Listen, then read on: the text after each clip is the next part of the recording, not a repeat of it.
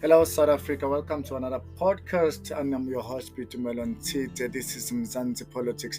Remember, during the year, we had the shutdown that was organized and undergone by EFF regarding it was a load shedding one. So it didn't end there. We have the latest clip by the Minister of uh, Minister Fikile Mbalula on the matters of EFF shutdown, and he called it EFF shutdown flopped.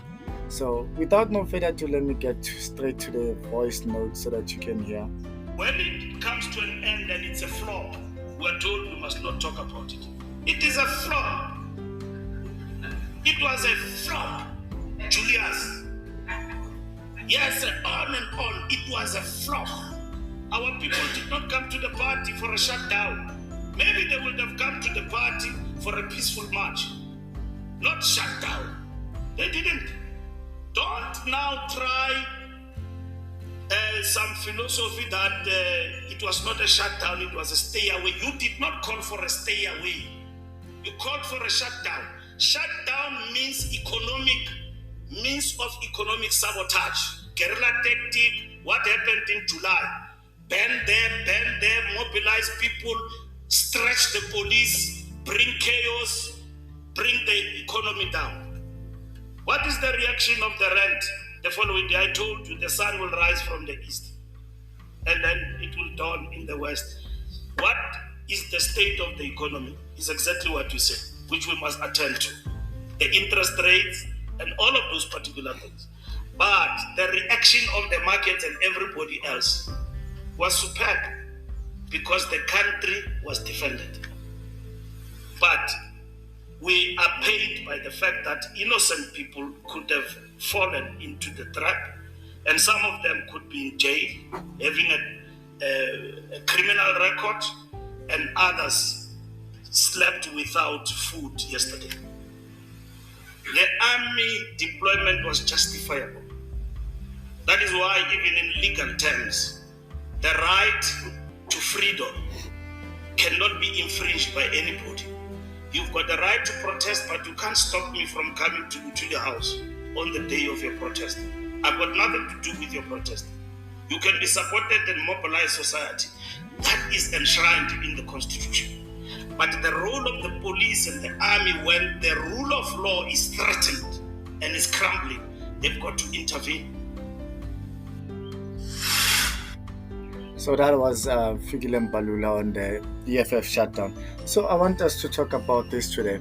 So have you seen lately, it's always been Minister Fikile Mbalula and the president of EFF, Julius Malema, who always been fighting each other. They've been pulling strings left and right. Other one is having an interview, he's talking about how flop the ANC is, and when the other one is having an interview, talks how flop is the EFF is. So I don't understand what's the main thing, what's the main issue behind that. But because the funny part is that they are not telling the people what we need to hear. They don't come up with the solutions of the recent problem that the country is facing. They're actually fighting their own battle, and they want to put us in the middle to pick a side. We people what we want to hear is that we want to know when is the load shedding is going to be fixed, and when we mean fixed, we mean permanently. Not to tell us the EFF is doing that, the ANC is doing that. That's not the question that we're asking. When is the load shedding going to be fixed? Remember, we're supplying Namibia with electricity. We're supplying Zimbabwe with electricity. They don't have what we call load shedding in South Africa. So why do us to have load shedding while the people that we supply, they don't experience that? That's point number one. When is the load shedding going to be end, and do we have a solution in hand? Don't tell us about they bringing the new minister in. Remember, they brought a new minister of is it Eskom or electricity? Come on, they are creating a cost on top of cost. You can't say you're bringing a new minister who will try to resolve the problem. The problem is still going on now. And remember, if we coming from the Rugby World Cup, there was no load shedding October, the whole October, there was no load shedding. Then here come November when the matriculants and all the students that were supposed to write their exams. Then we went back to the same state whereby we experienced the load shedding again. So how can it be a load shedding be suspended for a Rugby World Cup, but cannot be suspended for matriculants for matric exams?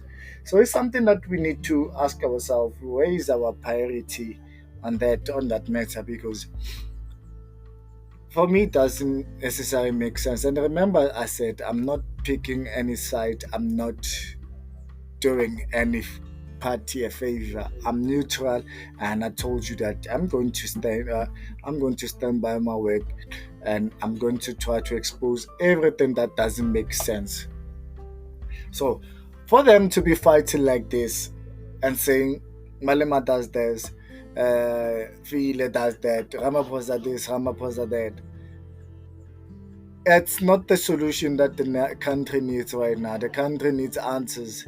And we have informal settlements whereby people living in inhumane environments, and they are experiencing um, bad weather, bad smell. Everything is bad there. There is no electricity there.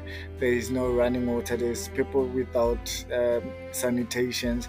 There is lack of proper environment like schools, no clinic. They have to travel a long distance for such basic needs. So we need answers on when is the service delivery going to be delivered.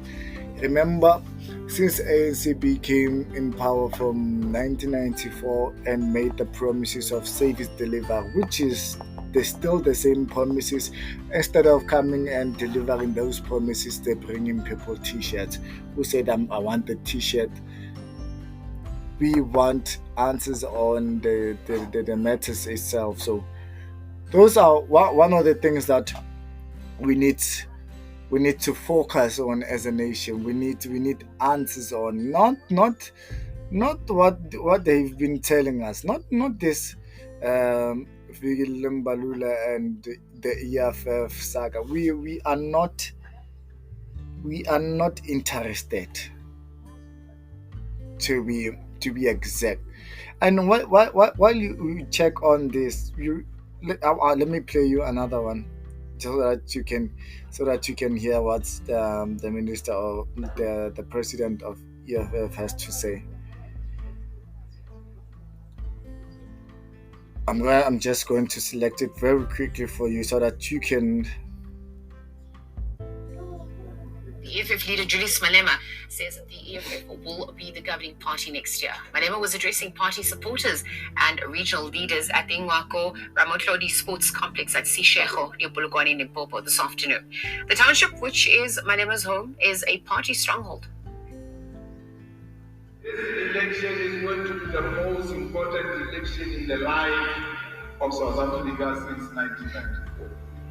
And this election has got potential of ushering in every little opportunity that was made in 1994. So, And when a person says to you, the ANC is going to win elections in 2024, you must start recommending a psychiatric hospital for such a person, because no single normal person can say he's going to win election next year. The EFF will be government here in Limpopo, will be government in Gauteng, will be government in KwaZulu-Natal, will be government in Mpumalanga, will be government in Northwest, and all over South Africa. And that is what we are fighting for. so regarding that, has anybody heard them saying anything different besides pointing each other? So you see, each and every interview that they're making, everybody has is playing a defensive game. Do you understand? Everybody it's defending his own perspective. He wants to be the clean one. He wants to be the saint one. They are not making. No, they've been making promises. Now we don't need promises. We need the delivery date.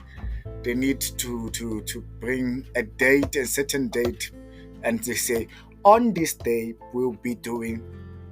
Oh, let me say just say. Let me put it this way: on this day, this and that will be done and complete by this certain period of time. And the budget must stop hitting the roof because the numbers those guys been asking for, they always hit the roof. They always hit the fan, or they always suspicious. That means remember on the previous show that we talked about the 9 billion, that the non-bill that they put onto parliament regarding corruption. So I think they should stop doing those unnecessary stuff and start bringing action. We need Scorpion back. We need Scorpion back so that he can come and show them what needs to be done. Then all these matters that they've been trying to say and all these excuses they've been trying to make. So without no further ado, let's end it here for today, and I'll see you guys on the other episode. And remember, below here, I'm going to leave you it's a question and answer. It's a poll, so you'll select what you believe, your own view, so that we can understand what's your take on what was recorded today. And remember, and if you have any suggestions and you want us to cover something and you have any information regarding local municipality or its other national, you can also leave a comment. We'll get in touch with you. And please, we just opened a YouTube channel. It's called Mzansi Politics. So you can go on and subscribe. This episode will be there. And please make sure that you like, you comment, and you subscribe to help the channel grow so that you can keep on bringing you content like this. Without no further ado, I'm Bitumen on Twitter, and have a nice day.